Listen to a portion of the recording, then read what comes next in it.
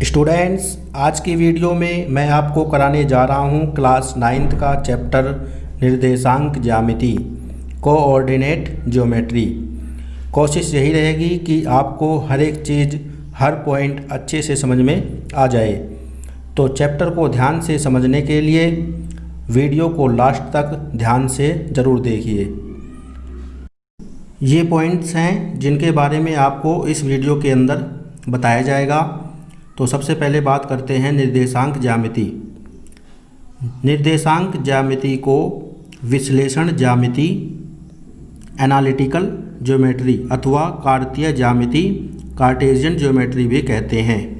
अब बात करते हैं समकोणिक निर्देशांक तथा निर्देशांक पद्धति। ठीक है, rectangular axis and coordinate system. तो इसमें क्या होता है, एक होती है आपकी एक्स एक्सिस, क्षैतिज रेखा यानी हॉरिजॉन्टल लाइन कहते हैं इसको, और एक होती है वर्टिकल लाइन, ये होती है वाई एक्सिस। किसी समतल पर दो पारस्परिक लंब रेखाएं एक्स डैश ओ एक्स और वाई ओ वाई डैश, ये परस्पर जहाँ पर काटते हैं ओ पर, इसे कहते हैं मूल बिंदु यानी ओरिजिन। तो एक्स एक्सिस और वाई एक्सिस जहाँ पर एक दूसरे को लंबवत काटते हैं उस पॉइंट को कहते हैं मूल बिंदु यानी ओरिजिन। और एक्स डैश ओ एक्स तथा वाई ओ वाई डैश होते हैं आपके समकोणिक निर्देशांक, रेक्टेंगुलर एक्सिस। ओके स्टूडेंट, अब बात करते हैं कार्तीय तल, कार्टेशियन प्लेन। कार्तीय तल या कार्टेशियन प्लेन वह होता है जहाँ पर हमारे दोनों अक्ष और 4 चतुर्थांश स्थित होते हैं। यहाँ पर आप देखिए कि जो दो एक्सिस हैं, एक्स एक्सिस और वाई एक्सिस, ये दोनों अक्ष जो हमारा कार्तीय तल होता है उसको 4 भागों में विभाजित करती हैं। इन 4 भागों को क्या कहते हैं, चतुर्थांश, क्वाड्रेंट्स। ओ एक्स से वामावर्त दिशा में यानी एंटी क्लॉकवाइज, इन्हें फर्स्ट, सेकंड, थर्ड और फोर्थ चतुर्थांश कहा जाता है। दोनों अक्ष और चारों चतुर्थांश को मिलाकर हमारा क्या बनता है, कार्तीय तल यानी कार्टेशियन प्लेन। इस तल को हम क्या कहते हैं, निर्देशांक तल भी या एक्स वाई तल भी कहते हैं। अक्षों को निर्देशांक अक्ष, कोऑर्डिनेट एक्सिस कहा जाता है। ठीक है स्टूडेंट, तो ये था आपका कार्तीय तल, कार्टेशियन प्लेन। अब इसके बाद बात करते हैं समतल पर स्थित किसी बिंदु की स्थिति का निर्धारण कैसे करते हैं, और इसी के साथ हम इसमें करेंगे एक्स निर्देशांक किसे कहते हैं और वाई निर्देशांक। ठीक है, एक्स निर्देशांक यानी भुज और वाई निर्देशांक यानी कोटि। भुज होता है एब्सिसा, कोटि को हम कहते हैं इंग्लिश में ऑर्डिनेट, और इन दोनों को मिलाकर जो पॉइंट बनता है उसे कहते हैं कोऑर्डिनेट। ठीक है स्टूडेंट, देखिए ये हमारा एक कार्टेशियन प्लेन है, कार्तीय तल, और इस पर एक्स एक्सिस और वाई एक्सिस है। ये एक पॉइंट P है, इस पर O मूल बिंदु से धनात्मक एक्स अक्ष की ओर x दूरी चली गई और y अक्ष पर y। तो इसलिए ये हमारा जो P है, इसका जो भुज है वो x है और कोटि y। तो इसका जो कोऑर्डिनेट हुआ वो हुआ एक्स वाई। पहले हम x की वैल्यू लिखते हैं, फिर उसके बाद y की वैल्यू। तो इस तरीके से हमारा कोऑर्डिनेट बनता है। यहाँ पर जो हमारा x की वैल्यू होती है उसे हम कहते हैं भुज यानी एब्सिसा, और y की वैल्यू को हम कहते हैं कोटि यानी ऑर्डिनेट। ठीक है, तो ये था कार्तीय तल पर किसी बिंदु का निरूपण। अब बात करते हैं निर्देशांक चिन्हों की प्रथा, कन्वेंशन ऑफ कोऑर्डिनेट साइन। ठीक है, अभी मैंने आपको बताया था कि कार्तीय तल पर जो एक्सिस हैं वो कार्तीय तल को 4 भागों में काटते हैं। ये आपका कार्तीय तल है और इस पर हमारा X axis X dash O X और Y axis Y O Y dash है। ठीक है, तो इसमें 4 बराबर भाग हो गए हैं। ठीक है, ये मूल बिंदु है। मूल बिंदु से दाईं ओर जो x है वो धनात्मक होता है यानी पॉजिटिव, और बाईं साइड जो होता है वो निगेटिव होता है।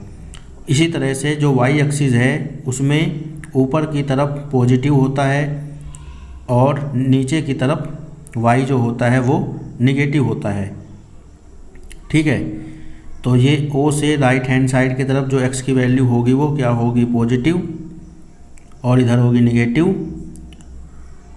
तो ये हो गया प्लस, ये हो गया माइनस। सेम जैसे नंबर लाइन होती है इसी तरीके से ऊपर की तरफ जाएंगे तो प्लस, और मूल बिंदु से नीचे की तरफ आएंगे तो y माइनस होगा। तो इस हिसाब से अब हम इनको बांटना है कि कौन सा पॉजिटिव और कौन सा नेगेटिव साइन होगा। तो फर्स्ट क्वाड्रेंट में देखिए x और y दोनों प्लस हैं, तो यहाँ पर जो हमारे बिंदु के निर्देशांक होंगे वो दोनों प्लस प्लस के होंगे। इसे हम कहते हैं फर्स्ट क्वाड्रेंट यानी प्रथम चतुर्थांश। इसमें देखिए x माइनस है और y प्लस है, तो ये हुआ सेकंड क्वाड्रेंट, इस द्वितीय चतुर्थांश।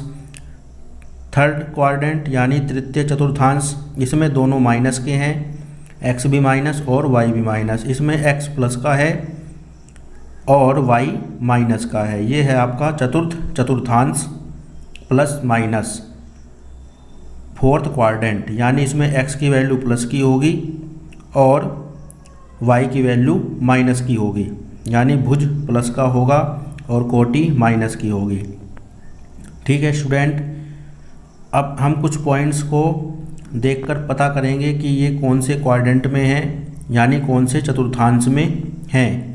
तो इससे आपको और भी अच्छे से समझ में टॉपिक आ जाएगा।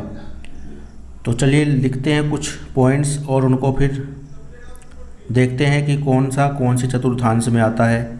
ये देखिए यहाँ पर कुछ हमने बिंदु लिए हैं। एक्स वाई तल पर निम्नलिखित बिंदु किन चतुर्थांशों में स्थित है। तो सबसे पहले बिंदु 8 और 9। तो यहाँ पर देखिए जो पहले होता है वो भुज होता है, तो यहाँ पर भुज यानी एब्सिसा हमारा कितना है 8 और ये पॉजिटिव है, और कोटि क्या है 9, वो भी पॉजिटिव है, यानी दोनों धनात्मक हैं। और दोनों धनात्मक होते हैं तो कौन सा चतुर्थांश में आएगा, प्रथम चतुर्थांश। ठीक है, जब भुज और कोटि दोनों धनात्मक होते हैं तो वो आता है आपका प्रथम चतुर्थांश फर्स्ट क्वाड्रेंट में। ठीक है, तो 8 और 9 जो हमारा कोऑर्डिनेट है वो हमारा प्रथम चतुर्थांश में स्थित होगा। अब नेक्स्ट है माइनस के 3 और 7। इसमें जो हमारा भुज है यानी x की वैल्यू -3 है और y की वैल्यू 7 है प्लस की, यानी भुज माइनस का और कोटि प्लस की। ठीक है, तो ये आपका कौन से क्वाड्रेंट में आएगा, द्वितीय चतुर्थांश,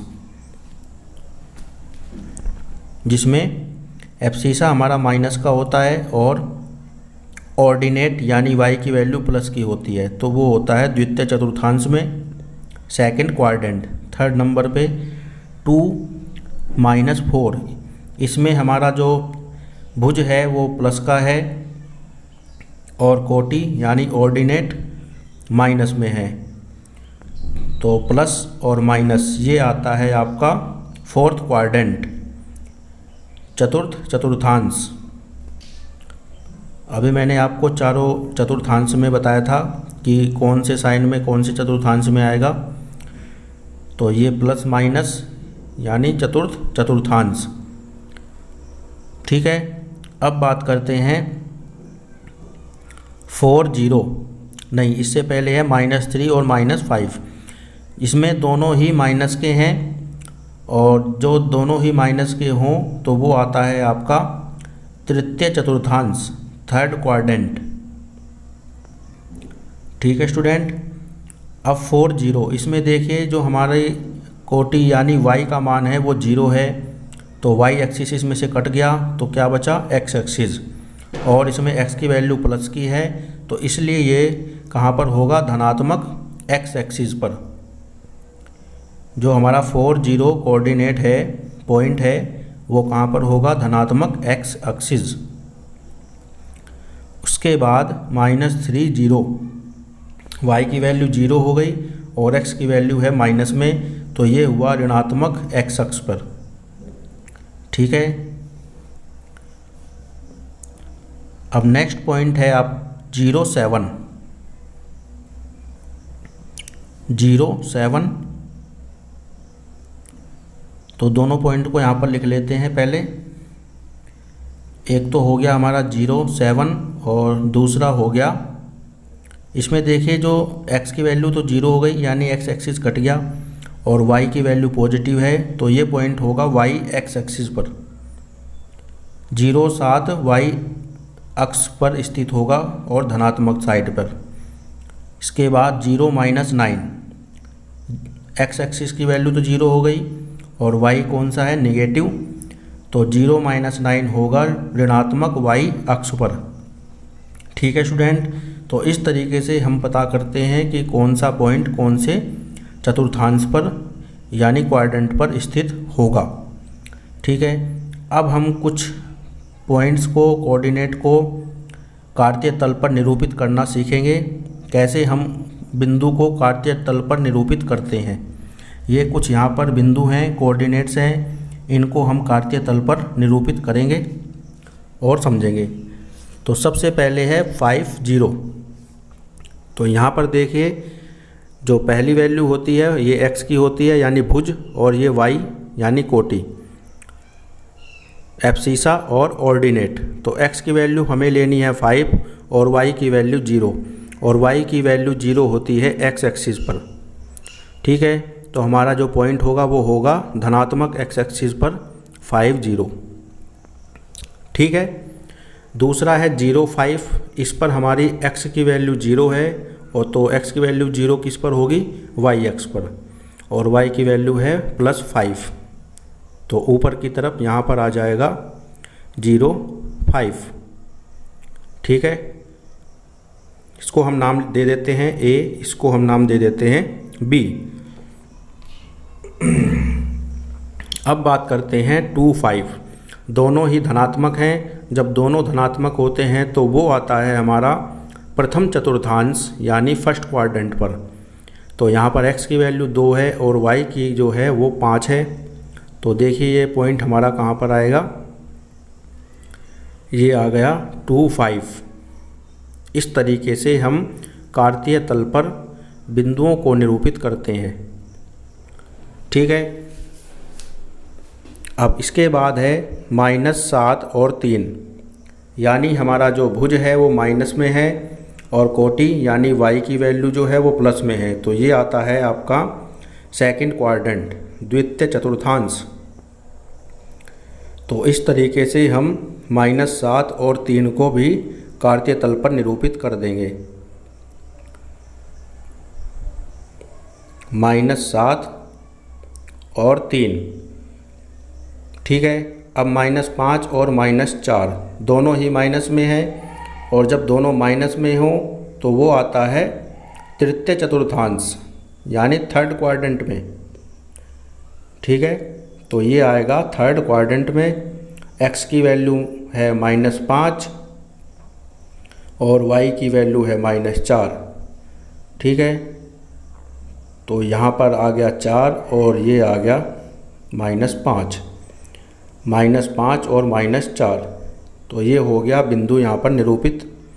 अब लास्ट में आपका बचा 5 और -3। तो देखिए यहाँ पर जो x है वो धनात्मक है और y ऋणात्मक है, तो प्लस माइनस ये आता है फोर्थ क्वाड्रेंट, चतुर्थ चतुर्थांश में। तो ये हो गया आपका 5 और -3 निरूपित। तो इस तरीके से हम कोऑर्डिनेट्स को कार्तीय तल पर, कार्टेशियन प्लेन पर प्रदर्शित करते हैं यानी डिनोट करते हैं। ठीक है स्टूडेंट, तो यही आज का आपका टॉपिक था। उम्मीद है आपको अच्छे से समझ में आ गया होगा। अगर कोई प्रॉब्लम होती है तो आप मैसेज बॉक्स में मैसेज छोड़ सकते हैं। अगर आपको वीडियो अच्छा लगा हो तो वीडियो को लाइक करें और कमेंट करें, और अगर चैनल को सब्सक्राइब नहीं किया है तो चैनल को सब्सक्राइब कर लें। ठीक है स्टूडेंट।